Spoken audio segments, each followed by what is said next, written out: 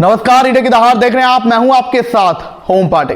तो जब से सोशल मीडिया पर मशहूर हरियाणवी सिंगर और कलाकार यानी कि आर्टिस्ट मासूम शर्मा के गाने बैन किए गए हैं, हटाए गए हैं, तो उससे चलते काफी कंट्रोवर्सी अब हो रही है।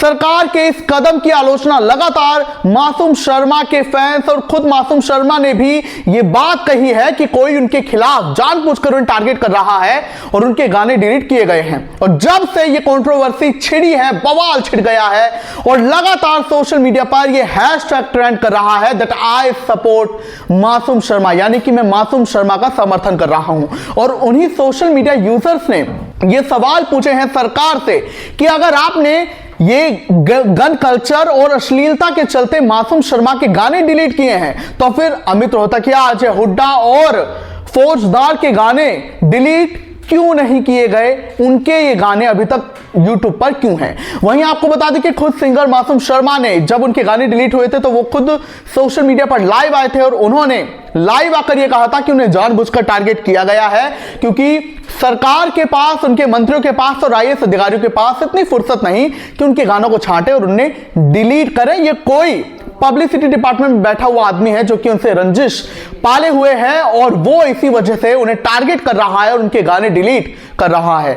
आपकी जानकारी के लिए बता दें कि मासूम शर्मा ने लाइव आकर यह भी कहा था कि अगर सरकार ऐसे हरियाणवी कलाकारों के गाने बैन कर देगी, फिर पंजाबी गानों को भी बैन करे। क्यों? अगर हरियाणवी गाने बैन हुए तो फिर युवा जो हरियाणा के हैं वो पंजाबी गानों की तरफ अट्रैक्ट होंगे, यानी कि रोजगार जो भी हरियाणवी इंडस्ट्री में है, म्यूजिक इंडस्ट्री में है, वो पंजाब की इंडस्ट्री में शिफ्ट हो जाएगा। और उन्होंने ये भी कहा कि चलिए, गन कल्चर के खिलाफ वो भी हैं, वो नहीं चाहते कि ऐसे गानों को बढ़ावा मिले, मगर क्या सरकार उन लोगों को रोजगार दे पाएगी? अगर जिस हिसाब से पेट पर लात मारने का काम किया जा रहा है, गाने डिलीट किए जा रहे हैं, तो क्या इन लोगों को रोजगार सरकार दे पाएगी? आपको बता दें कि मासूम शर्मा 10 साल से हरियाणवी म्यूजिक इंडस्ट्री में एक्टिव हैं। वो गाने लिखते भी हैं, गाते भी और कलाकार हैं। इसके अलावा उनका जन्म जिनकी जुलाना के ब्राह्मणवास गांव में हुआ है। वो बदनाम, गबरू, पेशी, हुक्का, शराबी जैसे कई हिट गाने दे चुके हैं और सपना चौधरी जैसे कई मशहूर हरियाणवी कलाकारों के साथ वो काम भी कर चुके हैं। वहीं आपको बता दें कि लगातार अभी कंट्रोवर्सी छिड़ चुकी है और लेकिन इसके अंदर खाने की वजह जो निकल कर आई है कि क्यों आखिर ये गाने डिलीट किए गए हैं, वो हम आपको बताते हैं। तो जानकारी ये है कि जब 2 महीने पहले हरियाणा के CM नायब सिंह सैनी ने करनाल में लॉ एंड ऑर्डर को लेकर एक रिव्यू मीटिंग रखी थी। खबर यह है कि उस मीटिंग में यह बात निकल कर आई थी कि हरियाणवी सिंगर जो हैं वो गन कल्चर और बदमाशी जैसे गानों को आगे बढ़ावा देकर युवाओं में इसका प्रचार प्रसार हो रहा है, जो कि कतई गलत है। जिसके बाद नायब सैनी ने इस बात पर संज्ञान लिया और ऑर्डर दिए कि इन गानों की जांच हो, जिसमें कमी पाई जाए कि जो गन कल्चर को बढ़ावा या बदमाशी को बढ़ावा दे रहा है उन गानों को डिलीट किया जाए। जिसके बाद ये विवाद हुआ है, ये गाने छिड़े हैं और इसी पर एक मिक्स्ड ओपिनियन हर किसी का है। कोई इसे सही ठहरा रहा है और कोई इसे गलत ठहरा रहा है।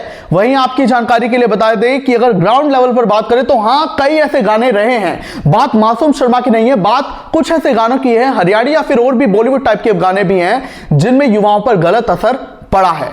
क्या आप इस मामले पर कहेंगे? हमें जरूर बताएं, क्या मासूम शर्मा के गाने डिलीट करना सही था या फिर अभी और ऐसे सिंगर्स के गाने डिलीट होने चाहिए? और क्या कुछ बड़े कदम सरकार को हरियाणवी इंडस्ट्री को लेकर उसे बढ़ावा देने को लेकर उठाने चाहिए? ये भी हमें जरूर बताएं। वहीं अब आपको बता दें कि सिंगर मासूम शर्मा के समर्थन में मशहूर सिंगर KD भी उतर आए हैं, जहां उन्होंने अपने सोशल मीडिया प्लेटफॉर्म पर एक पोस्ट की है, जहां उन्होंने लिखा है कि समाज सुधार के लिए सरकार और प्रशासन द्वारा की गई हर पहल का स्वागत है, अगर वो पहल किसी षड्यंत्र का शिकार ना हो। यानी कि उन्होंने ये कह दिया है कि ये जो मासूम शर्मा के गाने डिलीट किए गए, ये शायद किसी षड्यंत्र के चलते किए गए हैं, क्योंकि बात समाज सुधारने की हुई थी, निजी रंजिश निकालने की नहीं।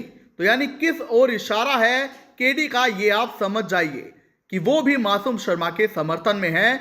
जो बातें मासूम शर्मा ने कही वो भी KD कह रहे हैं। देखिए, पहुंच जाए कि भाई मामला क्या। मामला ये है दोस्तों, ज़्यादा लेट ना करके मैं आप लोगों से शुरुआत करता हूं बात करने की। देखो, मैं इस इंडस्ट्री में मैंने कदम रखा था 15 साल पहले, 2009-10 में मैंने रिकॉर्डिंग शुरू करी थी और गाने गाए, कोठे चढ़ ललकारू, मारी गाल में एक पटोला तू, वैसे वैसे गाने गा के थोड़ा सा फिर अपना जॉनर चेंज कर करके इंडस्ट्री में काम करा और समय के अनुसार चीज़ें बदली, टेस्ट चेंज करने की कोशिश करी, रागनी करने की कोशिश करी दादा लक्ष्मी चंद की, कुछ एक और बहुत सारे आर्टिस्टों ने बहुत सारा कमाल काम करा इस दौरान। और इस दौरान अपने इंडस्ट्री एक तरीके से एक बूम पर आ गई कि भाई आज के दिन हरियाणवी जो म्यूजिक इंडस्ट्री है उसका अपना एक वजूद जो है पूरे भारत में है, कि मतलब ये माना जाओ कि पूरे भारत में जल्दी ग्रोथ करने वाली इंडस्ट्री जो म्यूजिक इंडस्ट्री है वो हरियाणवी म्यूजिक इंडस्ट्री है। और इस म्यूजिक इंडस्ट्री में फिलहाल जो है एक संकट आया। संकट के है कि भाई उस म्यूजिक इंडस्ट्री के कुछ एक जो गाने हैं वो डिलीट करने लग रहे हैं, डिलीट करे गए, डिलीट क्या बैन किया गया उनको, डिलीट नहीं कह सकता मैं इनको, डिलीट नहीं हुए क्योंकि वो इंडिया में बैन कर दिया गया कि भाई भारत सरकार जो है आपराधिक श्रेणी में उनको रख दिया, किसी भी तरीके से गन कल्चर को बढ़ावा देने की बात करके या किसी भी प्रकार की बात करके उसको बैन करवा दिया गया इंडिया में। और चलो कोई बात नहीं, बैन करवा दिया, मैं मानता हूं गन कल्चर अच्छी बात नहीं है और समाज के लिए ये ठीक नहीं है। लेकिन पहली बात है, वो जो पहला पॉइंट है वो ये पॉइंट है कि बैन करवा दिया, कोई दिक्कत नहीं है। अगर सरकार कुछ ऐसा चाह रही है कि ऐसे गाने नहीं बनने चाहिए तो मैं सरकार के साथ हूं। सरकार अगर चाह रही है तो सरकार ने बिल्कुल इस कदम को उठाया है, तो इसको फिर अगर हम सफाई करने लगते हैं और गर्दा पड़ा है, फूल पत्ते पड़े हैं, पॉलिथीन पड़ी है, कागज पड़े हैं, उसमें हम पॉलिथीन कागज ठाले और गर्दा वो पत्ते उन्हें पड़े रहे, तो उस सफाई को सफाई नहीं कहते मेरे भाई, उस सफाई को सफाई नहीं कहते। अगर सफाई करनी है तो ढंग से करो, हर कलाकार के हर तरीके से, मतलब किसी एक कलाकार को टारगेट करके आप उस चीज को मतलब उसकी सफाई नहीं कर सकते।